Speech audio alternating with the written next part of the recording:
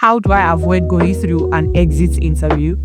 You trying to ask me questions, right, about why I'm leaving, what was my experience like. Forward-thinking organizations, I think they don't even wait for situations like that to happen. Do exit interview results have any impact on the matter? The right question is also very important, but if you don't ask the right question, you can't get the right information.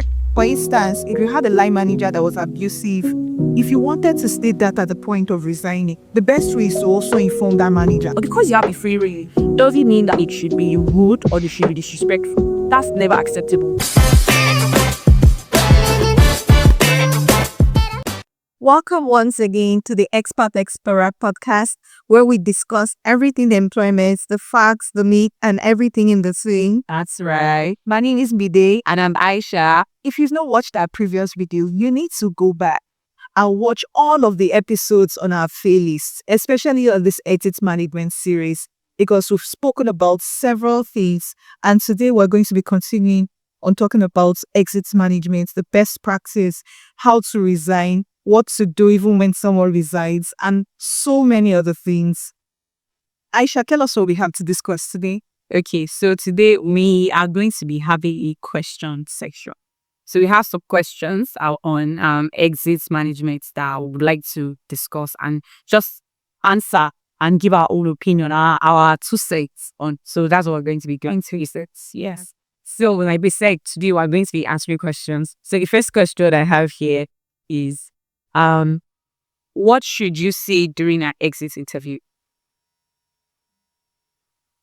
So that's it from the employee. First person, yes. Okay, so it also boils down to what the interviewer or the HR person, whoever is conducting the exit interview, whatever question is being thrown at me. However, if I'm an employee with no experience whatsoever, right, in exit management or in exit interviews, my idea of what an exit interview would be is you trying to ask me questions, right, about why I'm leaving, what was my experience like. And so if you ask me such questions, it is only natural that I give you the expected answers. Yeah. But I think to give a better outcome, to make your interaction with the employee, right? Now I'm speaking for the angle of a HR or whoever is conducting the exit interview, right? To make it more efficient and to make the outputs of that conversation very credible, right? And usable for you to make informed decisions in the future. First, I believe you should establish a relationship with the person. Well, sometimes when I'm trying to engage the person, I say, so you've come now, you've broken our, right? To try to make person feel like, oh, you're still wanted, right? So afterwards, you can now tell the person, start with the positive notes, asking the person what were the things they liked most about the organization, what they could not or they wanted to change personally, and they saw that they were able to change those things. Advise the business. What advice will you give the business? What were your pay points, sick points, exactly? What were you grievous about? What points did you resign from your employments? Like, when did you experience a silent resignation? Was there ever a time that, you were working and you just had it at the back of your mind that this is the moment you needed to quit? What happened at that moment, right? So that it can also give you insights as to why people are resigning. Yeah, it's also important for you to ask questions like, how long have you been in the business, right? It's also important for you to ask the person questions like, when you were resigning, what was it that you opted to go for another job or someone reached out to you?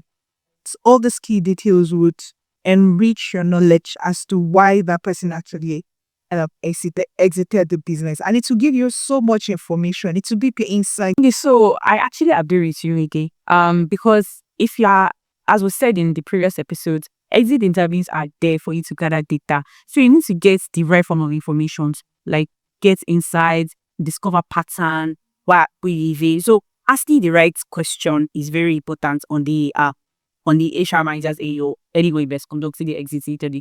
And for the employee as well, answering honestly is one thing that you can do to make sure that, like, when you're giving you the word to see, give them your honest feedback.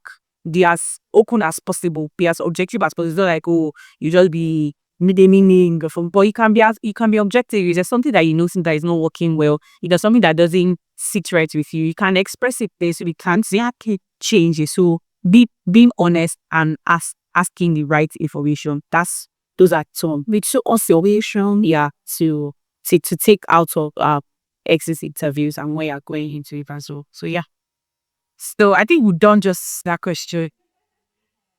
So the next question I have is, how do I avoid going through an exit interview?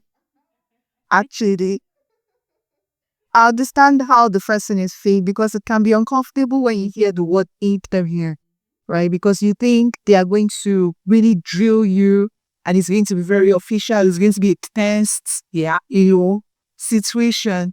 But I can assure you that it's usually just a chat. You, the HR person, and it's not you trying to dispel someone or trying to castigate someone in the process. Yeah. No, if you are dealing because of the toxic line manager, well, during your exits process, it might be a good time to discuss how grievous you were while working with such a person. However, you have to do it with tact and with wisdom.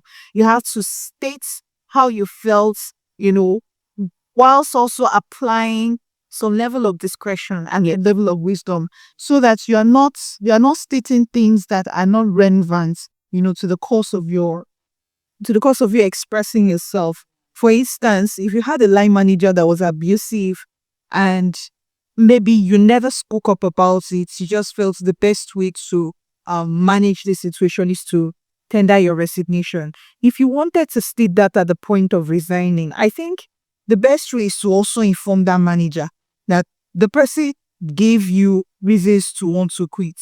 You need, and that the person should probably tone down a bit more. I think that would help the situation rather than, you just going straight to the HR person during your exit interview and disclosing that was the reason why you tendered the resignation.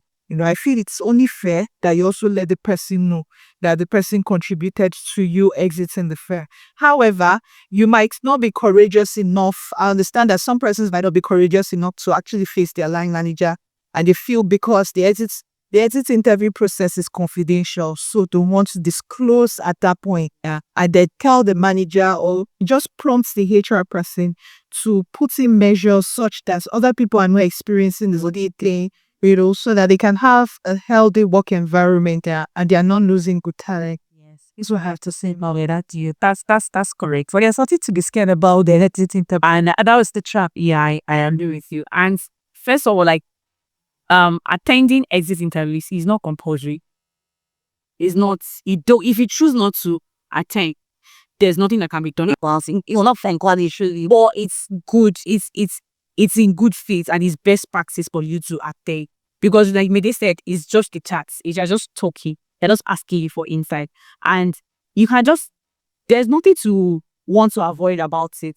If you feel like, oh, you may not want to, there are some people that don't really like some sort of like confirmation page, and they might feel they might want to shy away. They can communicate that via email. Like when you are invited for an exit interview, I'm sure it's done via an email or a message be sent or something to inform you of the date and the details upon. You can respond to that email if you feel like, oh, you don't want to have that interaction. You can ask them that, okay, oh, you will not be able to attend it. If they have any question, maybe you can send to how they in email form, then you respond to them. If you are not really comfortable having that kind of like one-on-one meeting, it's fine. It's the employee decision to make to attend or not to attend, but it's good and it helps the organization. If you can, you should, because it helps them, like it is really the gap. Yeah, it is really not, you have nothing to gain, but the coming at liberty game, well, it's good practice, and you just give them your means. Even if you don't have if you didn't have a good experience, that's something to share. Is even good for you, because that's like you have it on this. Yeah, and apart from people helping others, even for you, so it's a form of like letting it go, or having your last, not your last say per se, like just being able to express yourself one last time. Because maybe when you were there was no avenue for you. You may be scared that, oh, if you say something, your job might be on the line. But in that kind of situation, you have the free reins. But because you have the free reins, doesn't mean that you should be rude or they should be disrespectful. That's never acceptable. Even if you feel disgruntled, there are ways that you can express your displeasures. There are objective ways that you can communicate, like, oh, this thing was not good, this thing was not good. There's really nothing to be afraid about. If you don't want to have a one-on-one interview, you can opt for a written form. Let them ask you questions. Then you answer in your own time via email or via maybe a Google form or any form of form. So you can do that as well. I think it also speaks to the culture, the perception of people when it comes to exit interview. Projects the kind of work culture you actually have. For instance, if a work culture is healthy, such that people interact easily with one another, when there's an exit chat, it will just be a walkover. Everybody will feel very comfortable enough to state why they are leaving.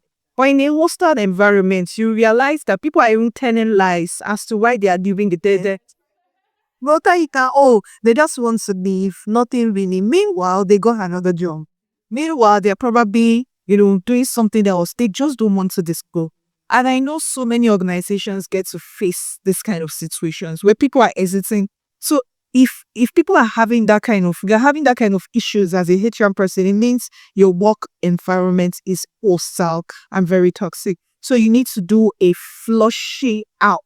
You need to flush out that particular culture such that people are comfortable enough to interact. They feel safe when they come to work and they can disclose whatever it is that they are deciding upon as it relates to their careers. Yeah.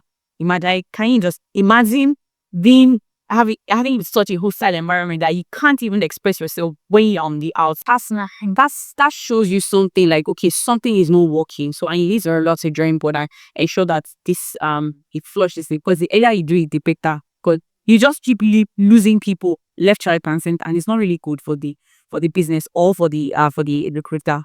The next question is, do exit interview results have an impact on the manager?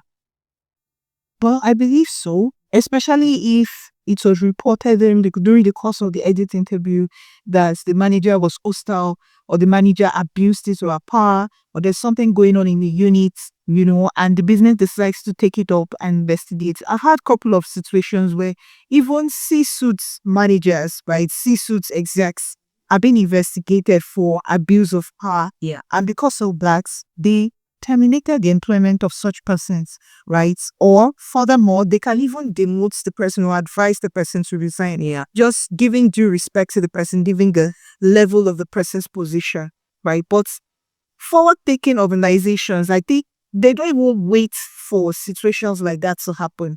They try as much as possible to investigate every at intermittent periods, right? So ensure that they are doing a rain check on the pulse of their employees. That is conducting surveys on a quarterly basis, on a monthly basis, just to see how the team are faring, at their different units. Yes. For instance, if you're in a culture where, people don't really care, you're in a fast-paced environment and people don't really care about how you feel, you would understand it through your relationship with other people within the firm. But if your organization truly cares about you, you see it reflecting in the way they approach situations. For instance, they will constantly want to have team bonding arrangements. They'll constantly want to have town hall meetings. They'll constantly want you to come and do a check-in moment with the HR, within the firm or with the manager. They will have policies such as open door policies whereby you can walk into any of your bosses and you feel confident enough to relay, whatever is of concern to you at that particular period without being attacked, because there are also situations whereby you report a situation, you report your concern, and the person you're reporting is retaliating. Yes.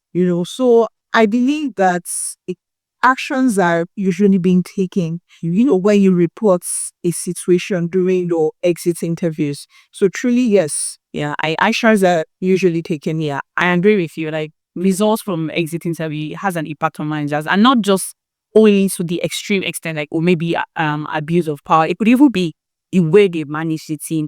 There was an exit interview that I sat on that the person that was being exited mentioned that, oh, the part of the suggestions that he gave was that, okay, the management of the team, like the person that she directly reports to, she has someone that maybe head of content that reviews the content that she writes. She mentioned that the support that she gets from that person was not as helpful as so-called that she got from the previous person that was holding that role. We didn't know that. But when she mentioned the team lead realized that, oh, okay, this is something to take note of, and maybe train this other person on how to, like, maybe support like junior writers on how to write their content, or how to review their content and things, or the kind of support they should give them. So it's not always on there. I just wanted to add to what you said. Of course, like if there is any form of like harassment or anything that was reported in the exit interview, it's always taken very seriously. Companies that have integrity and companies that know the best practice to do.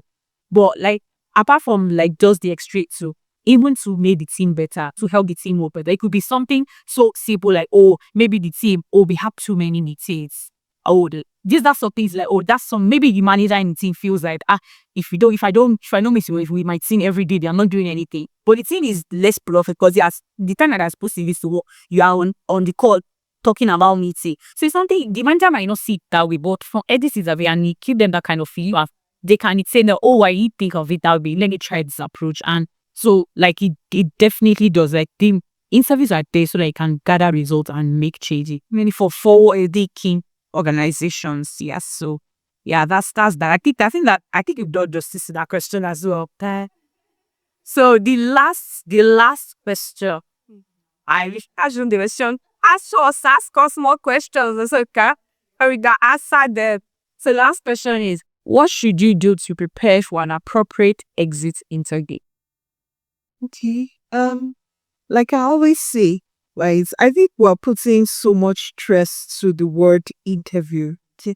I don't know who came about the word, but it is. I don't see it as an interview. I don't know how other people get to practice it. Maybe you have to suit up, how to, you have to prepare your CV or something like that. I don't think it is that intense. You're already leaving the organization, and this is the only way, not the only actually. This is one path to cementing that relationship that you have as an employer to the employee and vice versa. Yeah, right. So it is a chat whereby both parties to that relationship are establishing, areas of improvement, establishing areas that have, impacted both of them, over the period at which they be in that relationship.